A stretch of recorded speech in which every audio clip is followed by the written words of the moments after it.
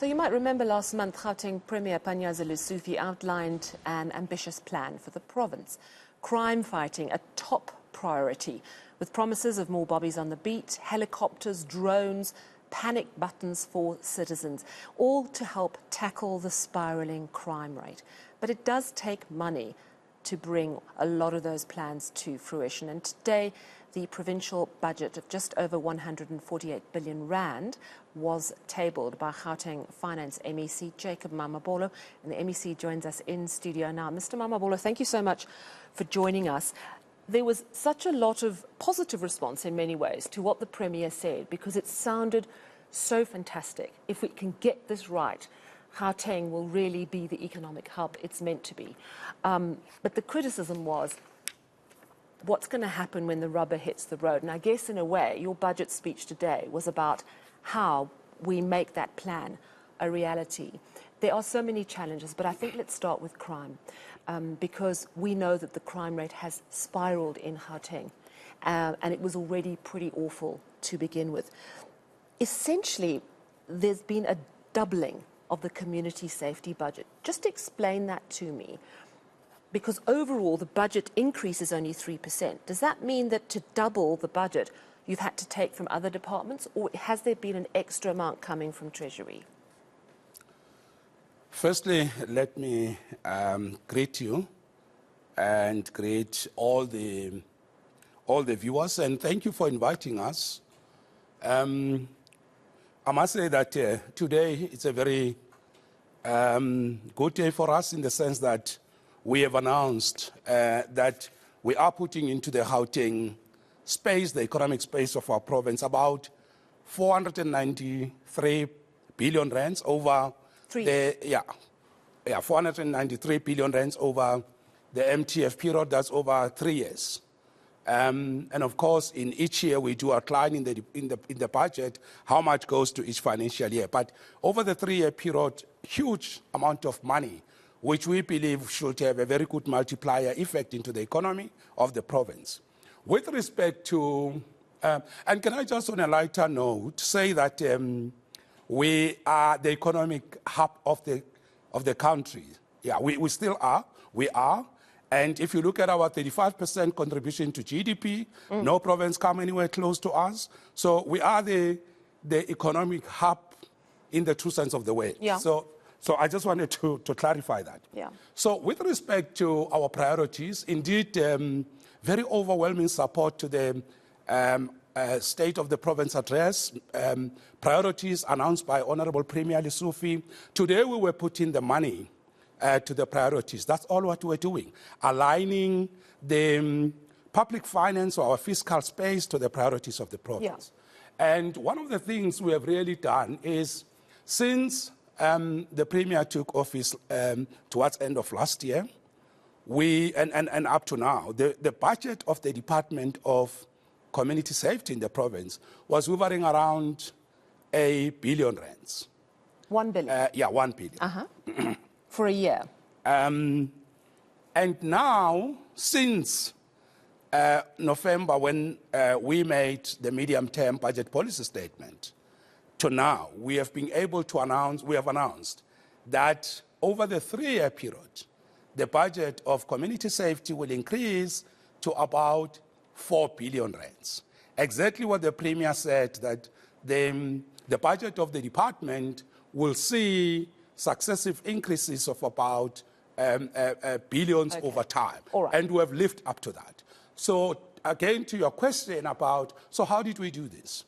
So remember that we get money from national government. We have got our own revenue sources. So we use the 2 sources of our own money, and that from national government, reorganize the budget to prioritize community safety. So we had to rework our budget, and if you can just look at, which I think is a question, have we taken away from anything?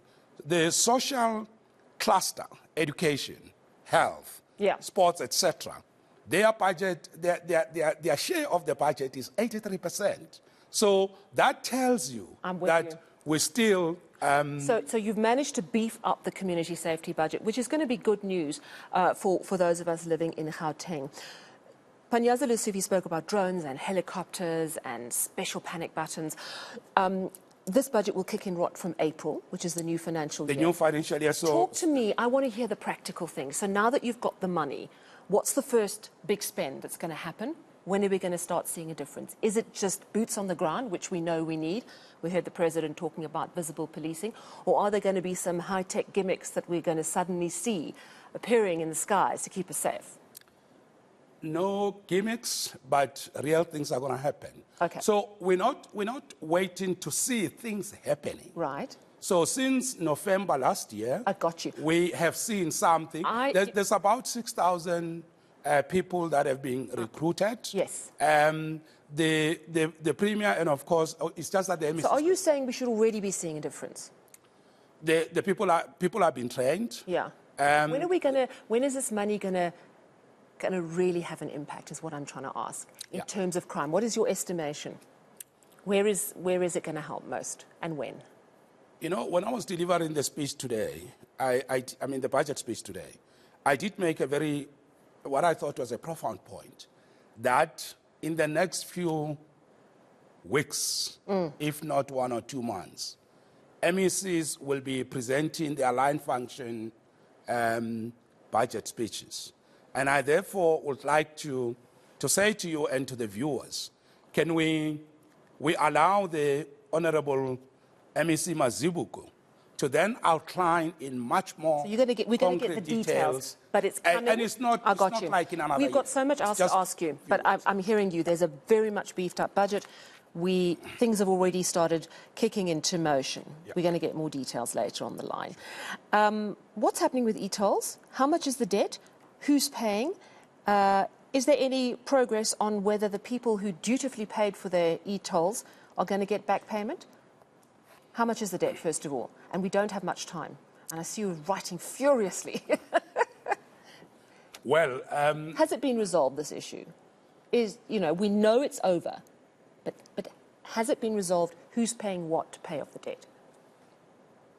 It has been resolved when Minister of Finance made a statement last year that government, national, province will absorb their debt. Mm-hmm. Our obligation, you're saying, how much are we supposed to pay? Yeah. 13 billion. So is that in the current budget, the budget for this next year? So what I announced today was that, and this is what we have been saying, the minister has made an announcement. There are consequential matters, so actual implementation issues that need to be finalized. One of them is terms and conditions of payment. I get you. How much, over what time, there's a lot of details. So that's why we're saying there's going to be a memorandum of agreement to be concluded between the province and national, which will answer the questions that you are raising. I understand. There must be a provisional amount in the budget, though, for dealing with the debt. How much have you put aside in the budget provisionally at this point? In this budget we presented today, yes, we have not set aside any amount of money as a charge against the provincial revenue account, precisely because if we were to set any money aside, it should be based on the actual payment details that we still need to engage. But I did say today, whenever we find each other with national government on the payment arrangements and the details of that, we have repositioned our fiscal environment to be able to deal with that. Okay. We collect in this province, like now in this financial year, by end of March, we would have raised about 7.2 billion just as a province only. And that money is going to grow over the MTF period. So the way we're going to craft the negotiations with the agreement with national government is we don't want to have an impact negative on our social cluster spending, on our priorities. We should raise revenue to be able to pay. So what I'm hearing is... So we're not penciling anything to pay e-tolls now until those matters are finalized. Right, but there is a plan and you will keep us in the loop. Definitely. We've got to talk about potholes because there is nothing more infuriating for the people of Gauteng. The potholes have got really, really bad. In fact, this is an issue that Panyaza Lesufi did not mention in his State of the Province address. So how much money is being put aside to deal with our rapidly depleting and deteriorating road infrastructure? And I'm aware that obviously this falls between a number of levels of government. But how much has province set aside to deal with the potholes in our roads? to the credit of the Premier, and I must commend him for this, one of the things he has said very loud and clear, and he says it to us all the time, is we as the province, although the law doesn't really place on the mandate on us to fix the municipal roads, but the Premier has said, let's find within the law and seek whatever approvals that are required to support municipalities so that we can be able to fix the roads, tar the roads in the townships. That the Premier has said so many times, very clear. We have what we call the Provincial Road Maintenance Grant, which it's about 800 million or so, and that money is meant specifically to finance provincial roads. The municipalities have got the Municipal Infrastructure Grant, which is spread over many So in other words, you're responsible for the provincial potholes. We are responsible for that. Johannesburg is responsible for the city potholes. Yes. How soon are we going to see a change in the pothole situation? So last year, I wanted to make this point.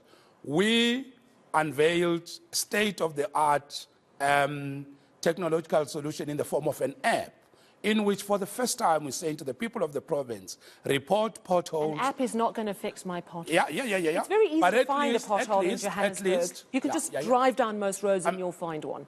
Just try not to drive into the pothole. What I'm saying is, I don't think people care about apps. They want to hear, listen, we've got this plan. This is when you're going to see a difference. And what is exciting is that they are using it and using it in big numbers. But the point I'm making is this, is we are focused on this issue. That's all what I was trying to say. The fact that we have got a dedicated grant for provincial road maintenance, the fact that the Premier has directed us to get into the municipal roads, that on its own tells you we are looking into the matter. Of course, when will we see the actual results? The MEC of Roads and Transport, they will be able to then say how far they're going to look into the law, to look into partnerships with municipalities. Are they signing any agreement that will empower the province to then deploy its resources to support municipalities in line with the Constitution, which says in transport, if the municipalities have difficulties, province and national must come in. National government also launched a very good program last year to deal with the issue of potholes. So I would like to say to you and the viewers that the matter of the province coming into the municipal space, what Premier has directed, we're finalizing those details, and I'm quite sure that we'll get feedback from the department about how far that is. Flat out of time with you, but do you think we're going to have, are we talking a few weeks and that intervention will happen, or are we talking a few months? And I don't have much time, so you've got 20 seconds.